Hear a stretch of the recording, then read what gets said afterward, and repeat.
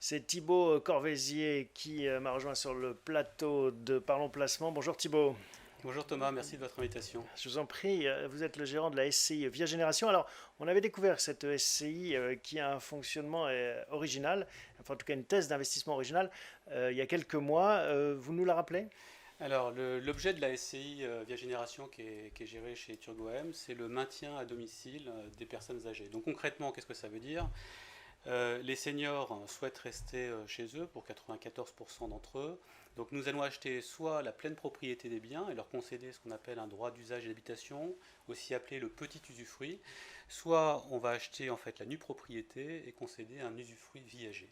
Et avec cet argent, ça permet par exemple de médicaliser son domicile ou de bénéficier d'une assistance, hein. Tout à fait. Ben, on va permettre à ces personnes, on va les doter en fait d'un certain montant qu'ils vont pouvoir utiliser pour financer leur retraite, avoir des compléments de retraite, financer la dépendance, aider des proches, Ouais. bref, faire un petit peu ce qu'ils ont envie de faire. Bon, on voit bien la mécanique qui est intéressante et puis le gisement, hein, à l'heure du quatrième âge, des grandes dépendances et en effet, comme vous le signez, de ce souhait, hein, de la plupart d'entre nous de rester à domicile pour passer ces vieux jours.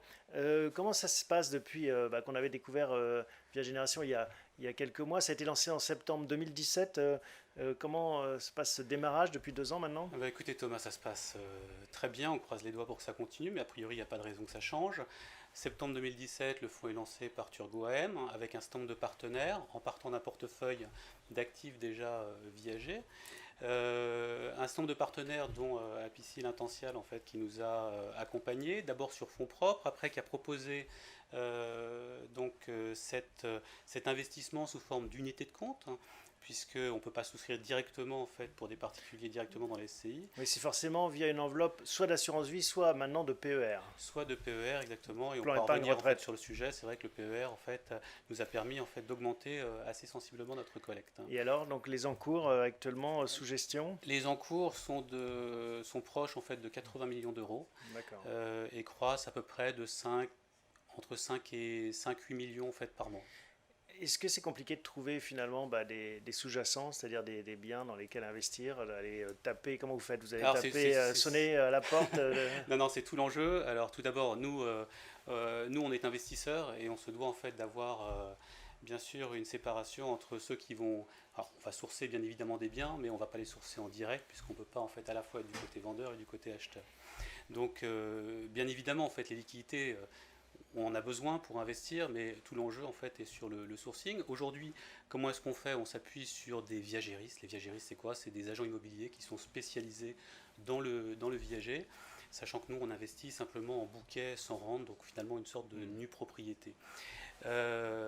On va pouvoir aussi, parce qu'on est assez proche en tant que société de gestion de l'ensemble des conseillers de gestion de patrimoine et des family office, leur donner des outils qui vont leur permettre de maîtriser totalement notre offre, à la fois le cadre et puis le pricing de notre offre, savoir un petit peu combien est-ce qu'ils peuvent monétiser l'ensemble de leurs actifs.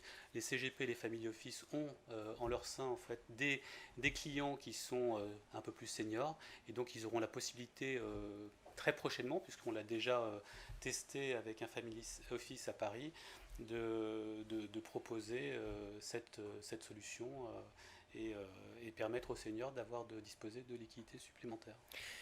6,73%, c'est le rendement que vous affichez en 2019.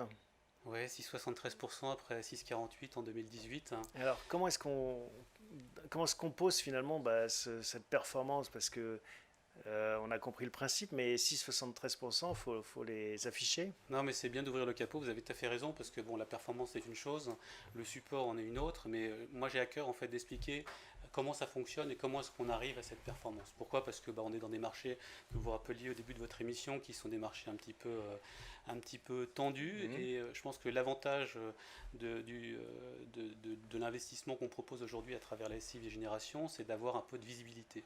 Donc tout d'abord, On achète des biens avec une décote de 40 à 60%, on va dire. Comment se fait cette décote? En fait, on va prendre la valeur du bien en pleine propriété, hein, qui est connue, et après, on a des tables de mortalité. Donc, on connaît Espérance de vie. l'espérance de vie Mhm. théorique, hein, au vu de l'INSEE. Donc, il y a l'INSEE qui sont les tables de mortalité qui nous demandent d'utiliser l'AMF pour enregistrer nos opérations.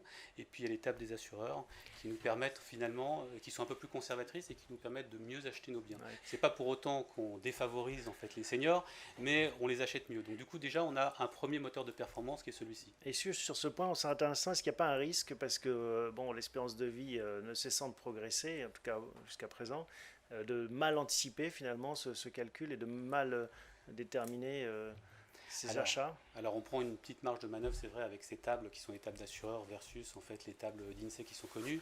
Aujourd'hui, on ne voit pas un décalage en fait de ces tables de manière assez significative, mais c'est vrai que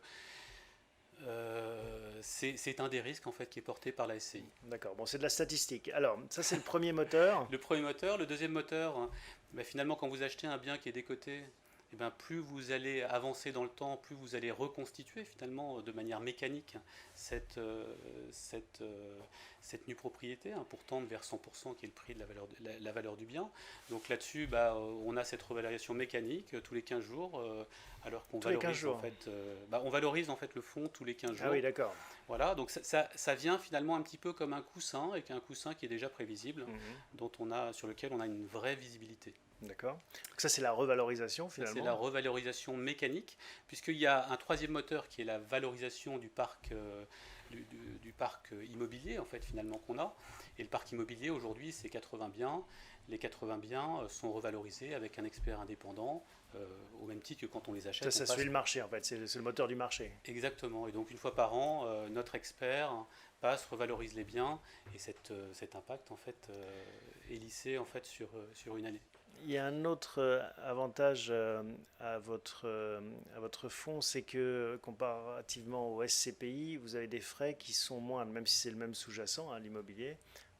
Vous avez des frais moins importants. Ça, c'est un avantage compétitif C'est important. un vrai avantage en fait des sociétés civiles immobilières, donc les SCI, qui permettent d'investir aussi dans l'immobilier physique, puisque c'est vrai qu'on a une structure de frais qui est très légère. Les CPI sont connus en fait pour avoir des droits d'enterre qui sont assez importants, entre 8 et 10%, sont assez connus aussi pour avoir un coût de la gestion locative qui est important, puisqu'il faut aller chercher en fait les loyers, il faut Alors, les frais de SCPI s'expliquent parce qu'il y a en effet des droits de mutation importants. Quand on achète un immeuble, voilà, on doit acquitter des taxes. Vous échappez à ça? non, on a aussi, on a malheureusement pas trouvé la martingale en fait pour Alors, échapper comment est-ce que vous aux arrivez à droits de avoir moins de mutation. frais finalement? Simplement, comme je vous l'indiquais, en fait, on a quatre moteurs de performance. Il y en a un dernier en fait que je vous citerai en fait, qui est assez amusant. Et pourquoi? Parce que bah, on va payer bien sûr des droits de mutation et des droits notariés, donc 8% à peu près en moyenne. Mhm. Simplement, on va dire qu'il y a une partie qu'on prend à notre charge, puisqu'on a des moteurs de performance qui sont assez puissants et qui nous permettent finalement d'autofinancer un petit peu D'accord. ces frais d'acquisition. Bon, on l'a compris, la vie est belle pour vous. Est-ce qu'il y a malgré tout des choses bah, qui sont moins radieuses ou moins simples? C'est quoi finalement le revers de la médaille? Bah écoutez, je touche du bois. Pour l'instant, tout va plutôt bien. Je pense que ce qu'il faut quand on est sur un marché de ce type, en fait, une erreur serait d'aller chercher en fait beaucoup de collectes. Aujourd'hui, la collecte c'est pas un souci. Il ne faut pas Aujourd'hui, aller trop vite, c'est ça que il vous faut dites? pas aller trop vite. C'est-à-dire qu'il faut avancer de manière cohérente avec la profondeur de marché. Aujourd'hui, moi, j'ai aucun souci en fait à gérer Parce que cette c'est pas encore SCI. dans les mœurs finalement, le viager, c'est pas encore si répandu que ça. Vous n'auriez pas assez de biens disponibles, c'est ça que vous dites? On- Aujourd'hui, on a la chance en fait de jouer seul en fait dans cet univers. Donc, on est plutôt bien loti. On a la chance de pouvoir choisir. On fait pas du social, on fait du sociétal. Donc, mais on va susciter des vocations, puisque quand vous faites 6,73 de performance, nécessairement, il y en a qui s'intéressent à ce que vous faites. Et on est ravis, ça va permettre en fait de faire mûrir en fait, le marché. Aujourd'hui, une erreur, ce serait celle que j'avais eue en fait il y a 4 ans, 4-5 ans, quand j'ai voulu monter un fonds de ce type avec un gros acteur de la place. Et ça aurait été une fausse bonne idée, puisque heureusement ils étaient intéressés par l'idée, mais ils n'ont pas voulu y aller parce que je pense qu'on aurait collecté beaucoup trop, et à vouloir collecter trop, en fait, on aurait tué le bébé. Donc je pense que c'est une erreur. Bon, eh ben écoutez, on souhaite que le bébé grandisse. On fera le point dans quelques mois. Vous reviendrez nous voir pour Eh nous ben, écoute, expliquer comment tout cela fonctionne et si vous arrivez à garder finalement ces performances impressionnantes de plus de presque 7%. bah, écoutez, c'est très gentil. Merci à vous en tout cas. Merci Thibaut, à Merci. bientôt. Ainsi s'achève Parlons Placement du mois de février. On se retrouve dans un mois pour un nouvel épisode.